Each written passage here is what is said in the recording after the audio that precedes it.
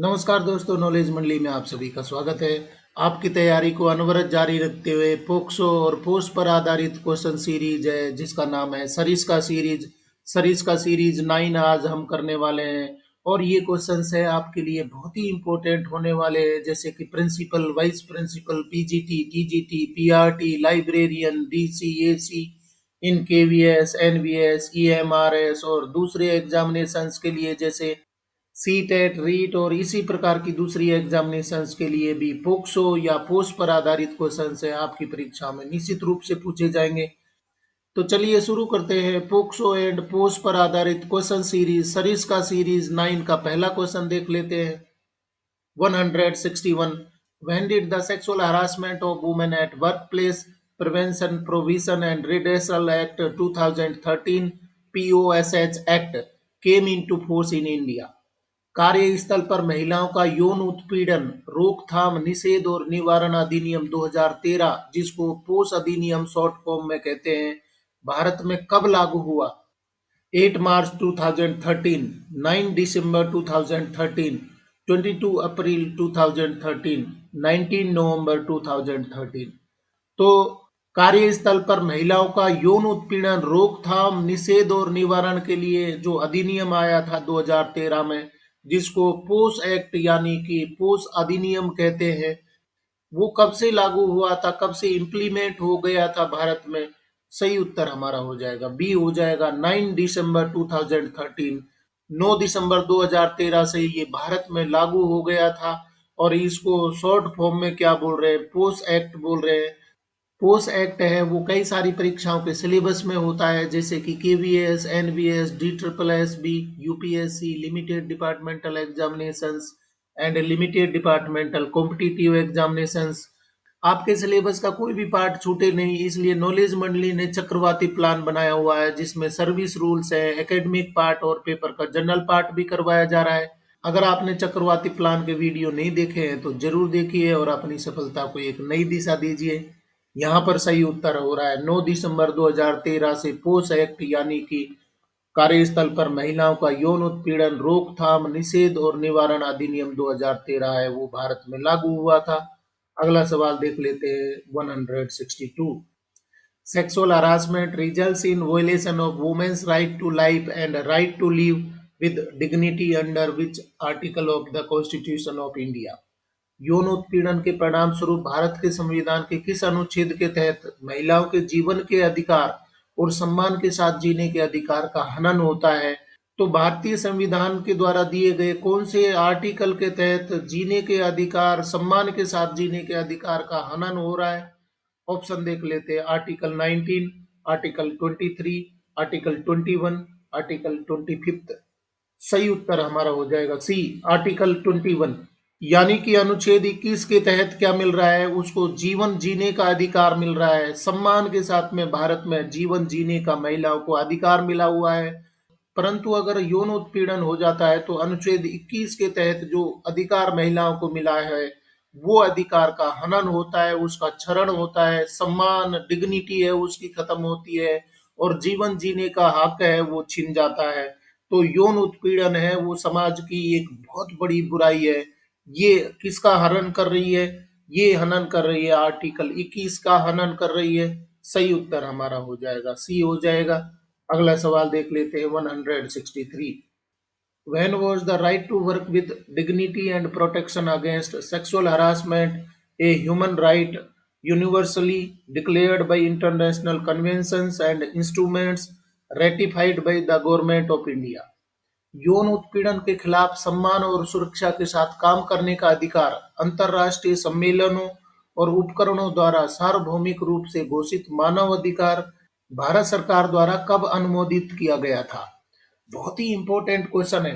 यौन उत्पीड़न के खिलाफ सम्मान और सुरक्षा के साथ काम करने का अधिकार है वो अंतर्राष्ट्रीय सम्मेलनों के द्वारा, उपकरणों के द्वारा सार्वभौमिक रूप से घोषित मानव अधिकार कहा गया था। इन उपकरणों के द्वारा, इन सम्मेलनों के द्वारा, इन उपकरणों और सम्मेलनों के जो कन्वेंशन हुए थे, वो जो अधिकार घोषित किया गया था, उसको भारत सरकार द्वारा कब अनुमोदित किया गया था? मतलब एक्सेप्ट कर लिया, मान लिया, लागू कर दिया गया था। 8 March 1993, 9 December 1993, 22nd April 2013, 25th June 1993। सही उत्तर हमारा हो जाएगा डी, 25 जून 1993।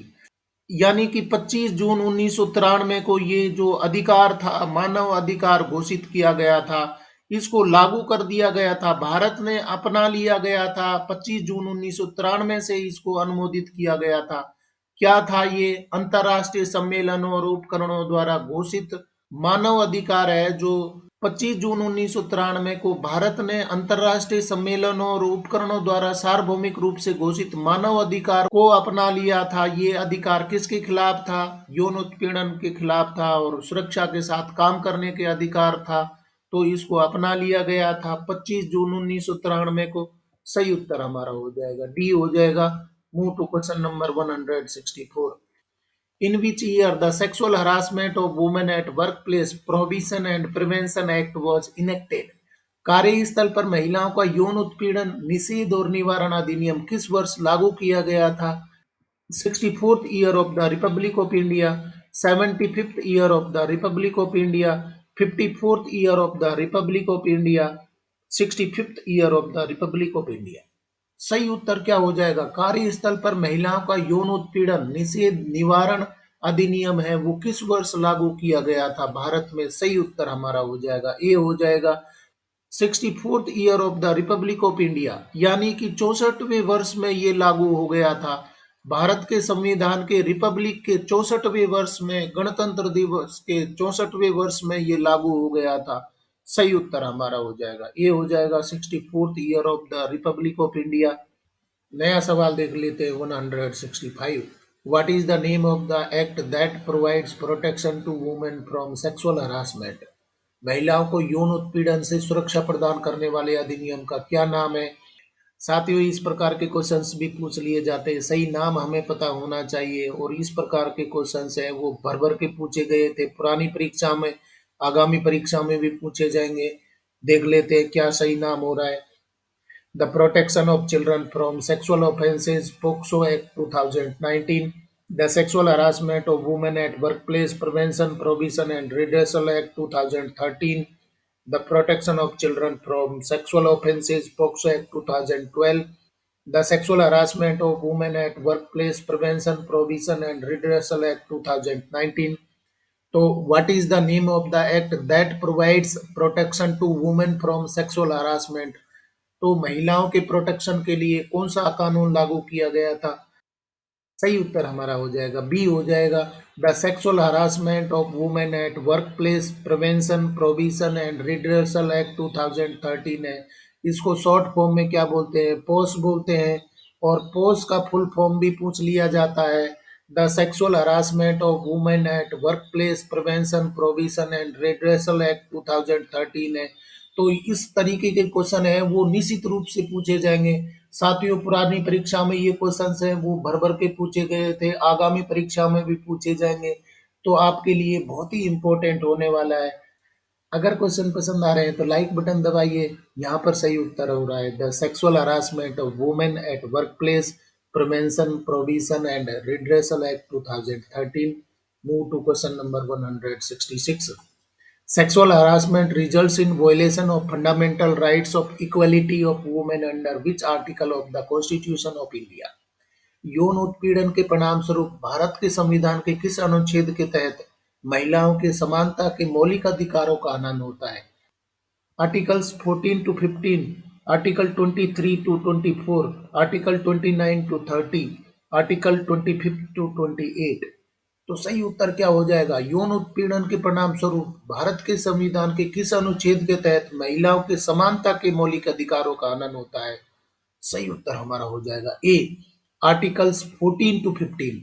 मतलब समानता के मौलिक अधिकार है, फंडामेंटल राइट मिले हुए हैं, महिलाओं को मिले हुए हैं, सभी लोगों को मिले हुए हैं।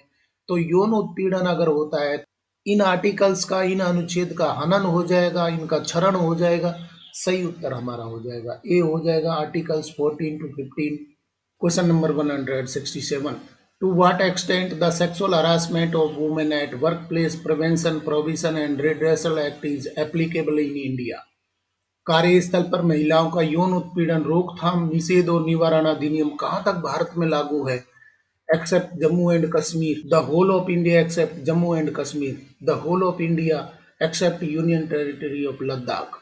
सही उत्तर हमारा हो जाएगा C, the whole of India. यानी कि पोस एक्ट 13 है वो लागू है, पूरे भारत में लागू है। The sexual harassment of women at work place prevention provision and redressal act है वो कहाँ पर लागू है, कौन कौन से एरिया में लागू है? पूरे भारत में लागू है, संपूर्ण भारत में लागू है। सही उत्तर हमारा हो जाएगा सी हो जाएगा। अगला सवाल देख लेते हैं 168।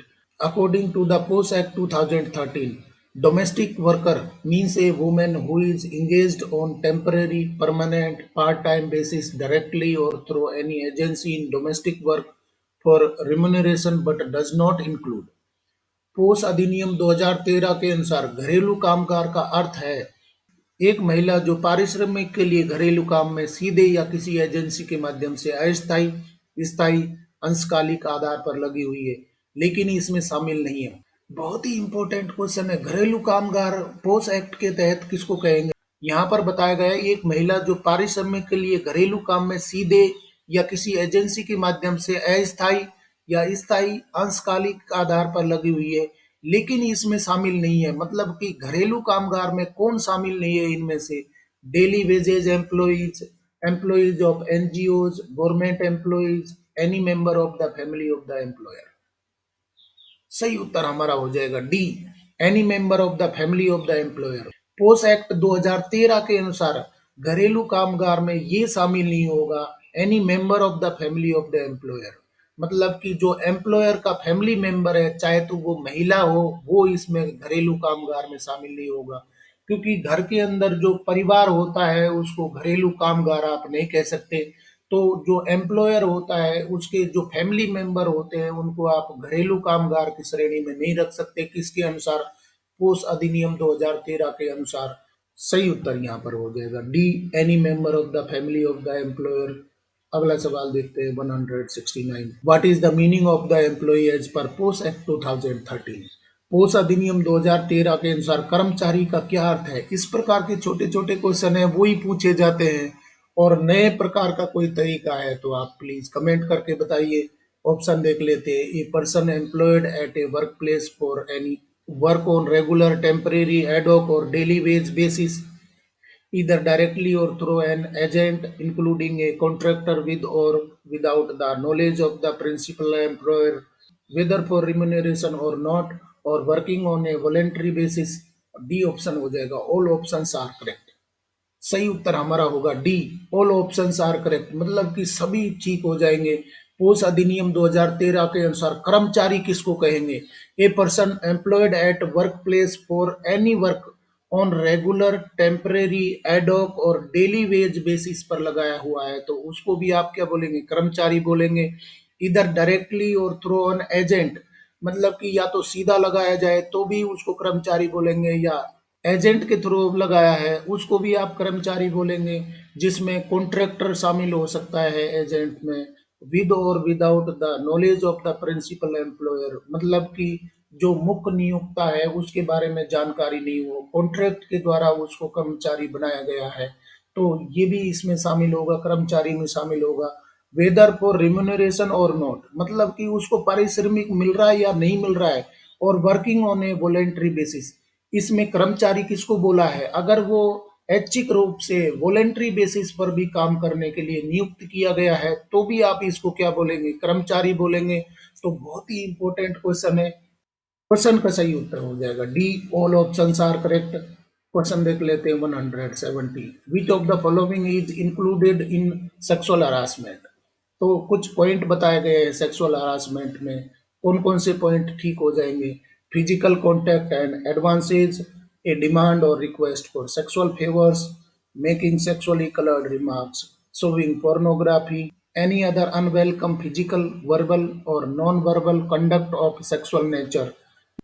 निम्नलिखित में से क्या यौन उत्पीड़न में शामिल होगा? इनमें से कौन कौन से पॉइंट हैं वो सेक्सुअल हरासमेंट में, यौन उत्पीड़न में शामिल हो जाएंगे?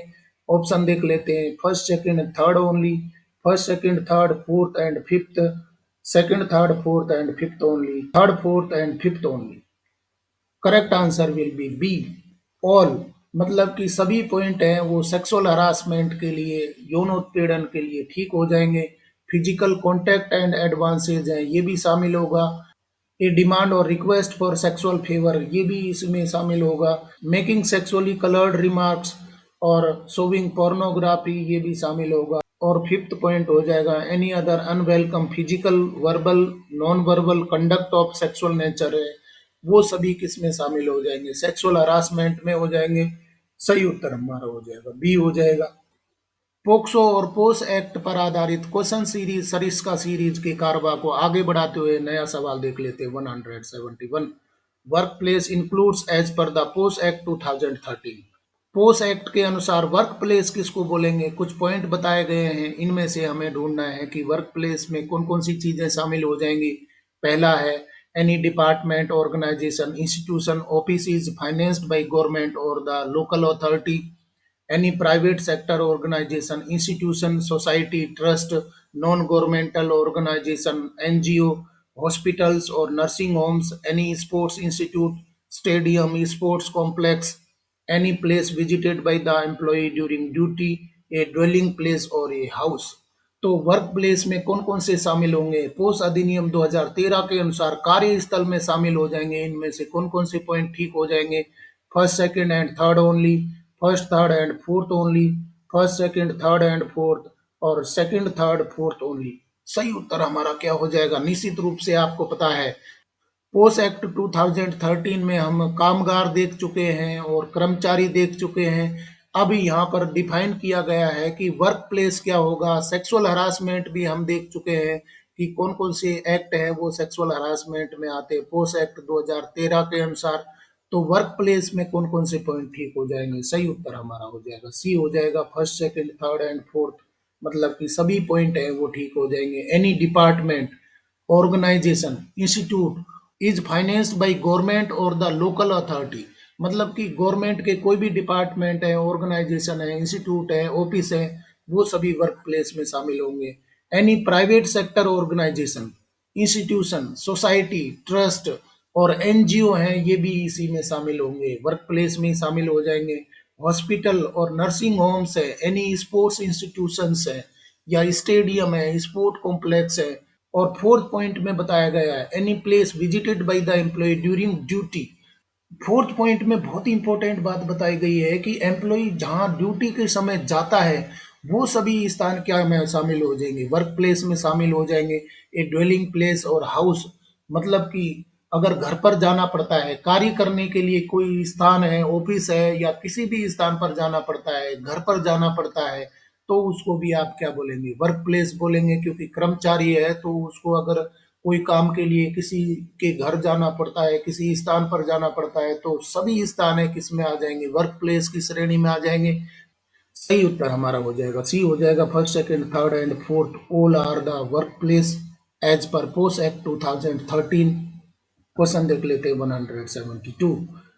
What does unorganized sector mean in relation to a workplace where the number of enterprise workers is less than?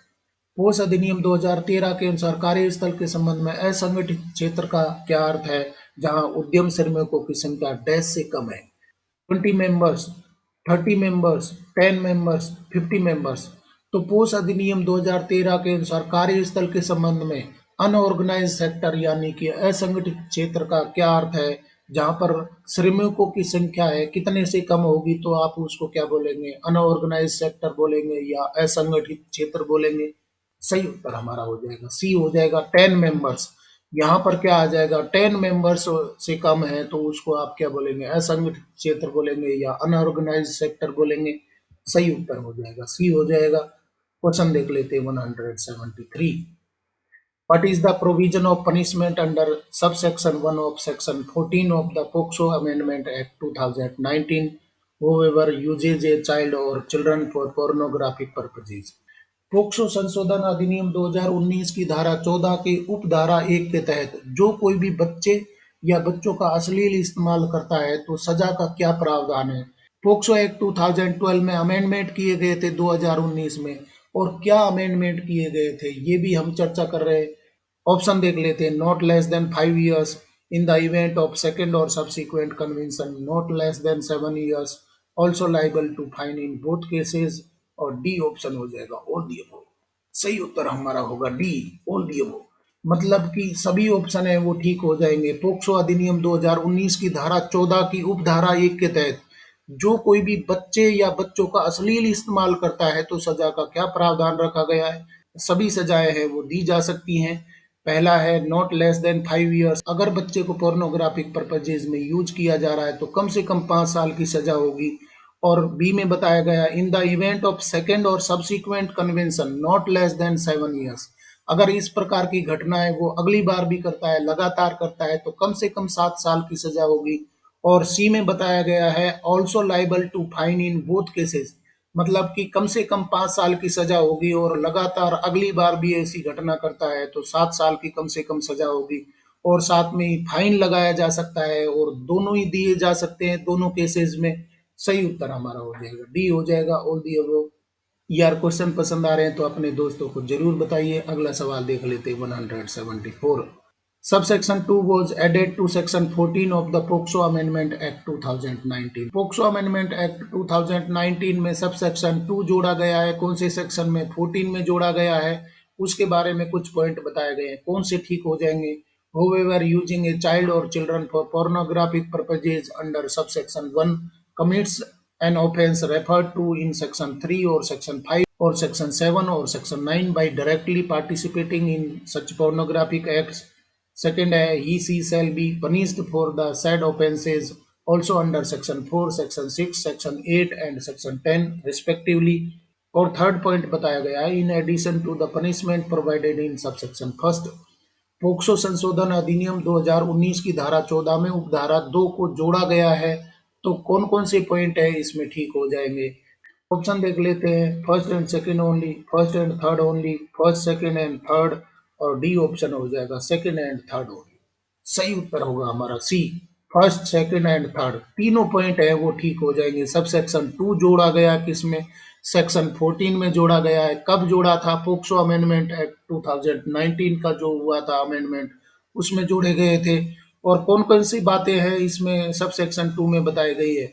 Whoever using a child or children for pornographic purposes under subsection 1 commits an offence referred to in section 3 or section 5 or section 7 or section 9 by directly participating in such pornographic acts। तो सब section 1 में ये बात बताया गया है कि अगर डायरेक्टली बच्चे को पोर्नोग्राफिक एक्ट में शामिल किया जाता है तो उसके खिलाफ सेक्शन 3, सेक्शन 5 और सेक्शन 7, सेक्शन 9 के तहत क्या कानून लगेगा, वो एक्ट लग जाएंगे।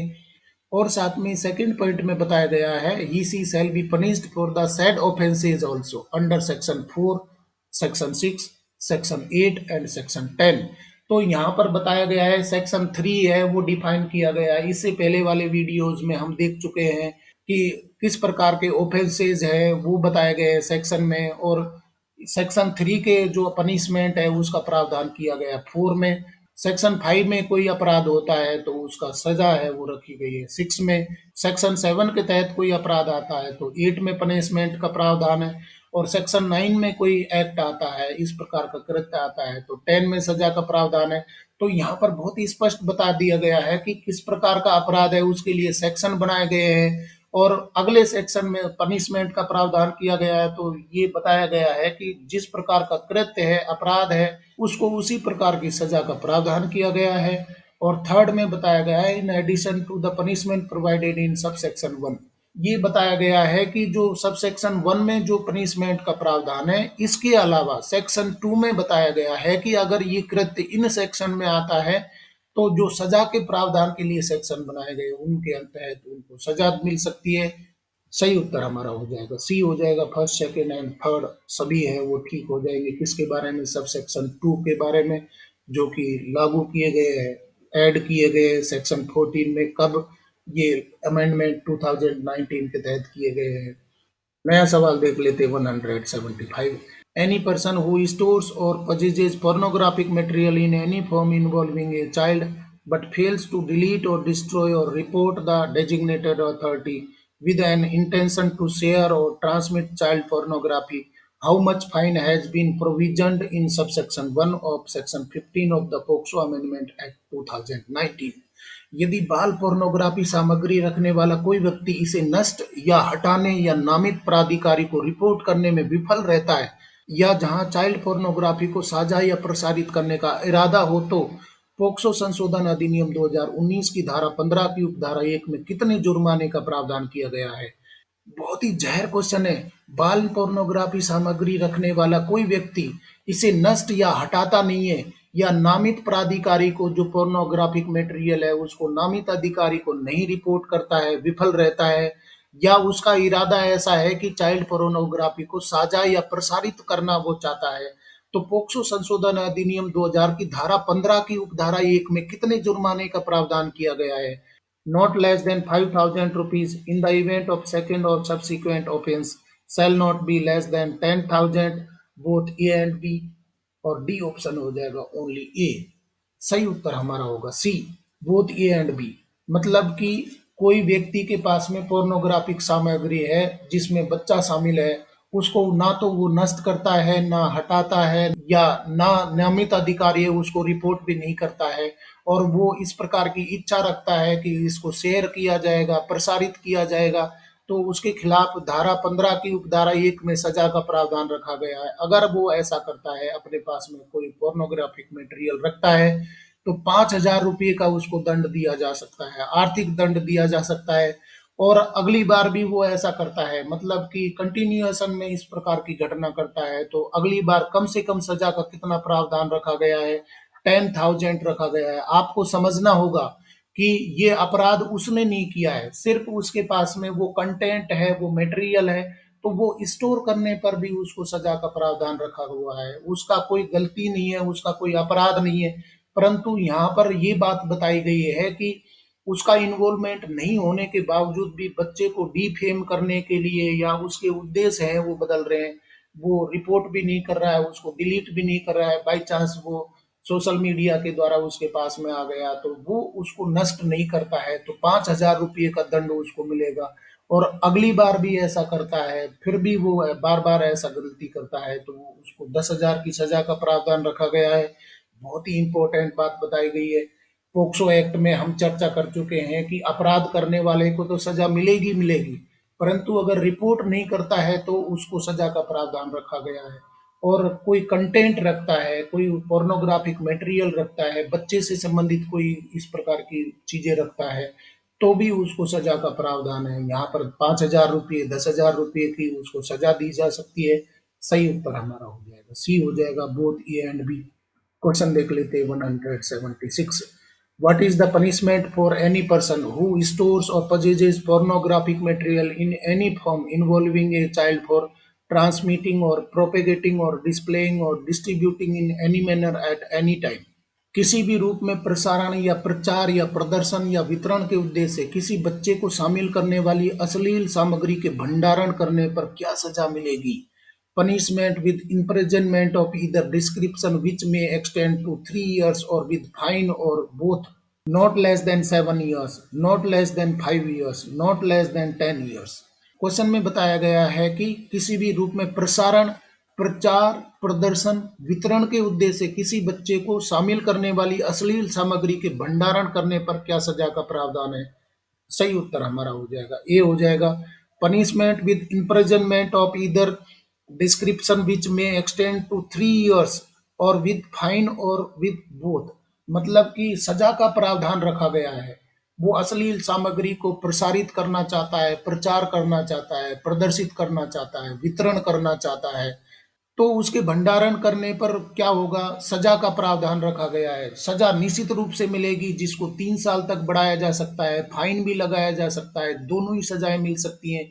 सही उत्तर हमारा ए हो जाएगा punishment with imprisonment of either description विच में एक्सटेंड टू 3 years, और विद फाइन, और with both. Question number 177। If any person stores child pornographic material for the purpose of reporting or for use as evidence in court, then what is the provision of punishment?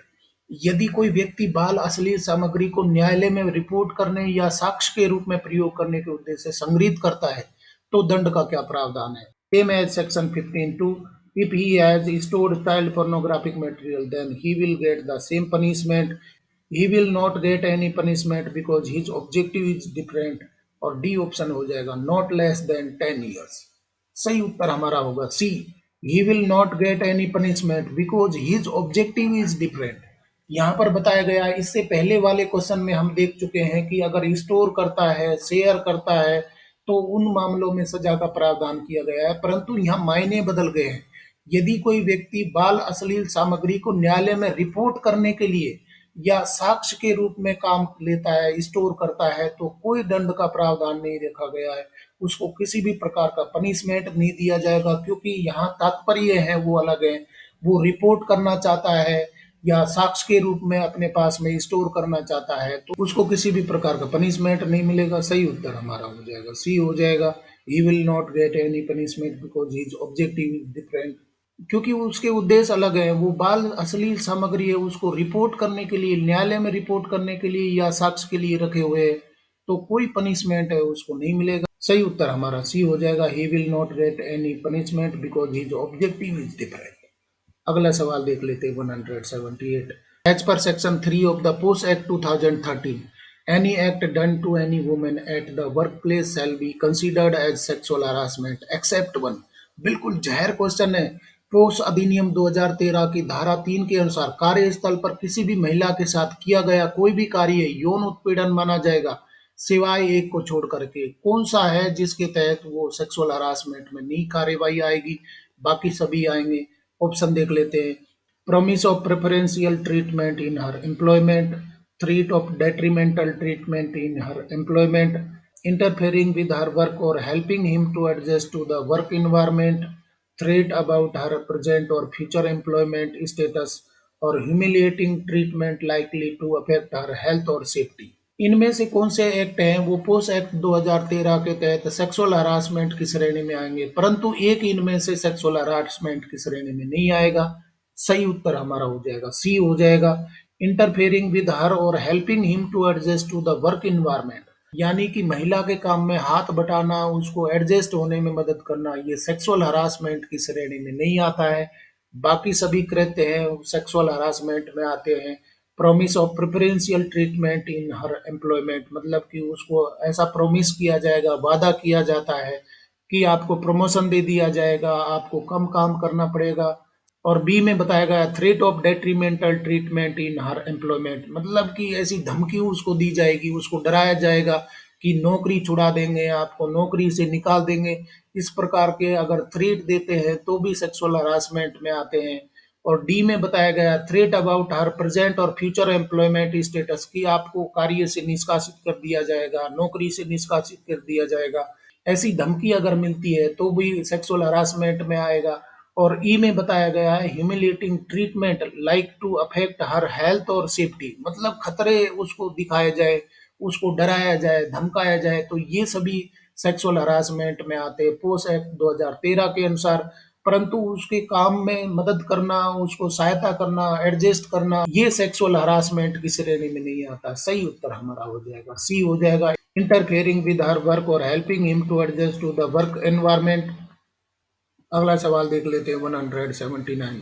What is the provision in section 4 of the POSH act 2013? POSH अधिनियम 2013 की धारा 4 में क्या प्रावधान है?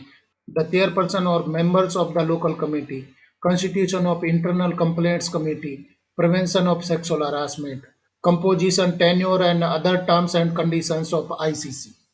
सही उत्तर क्या हो जाएगा? सेक्शन 4 में क्या बताया गया है? सही उत्तर हमारा हो जाएगा बी हो जाएगा।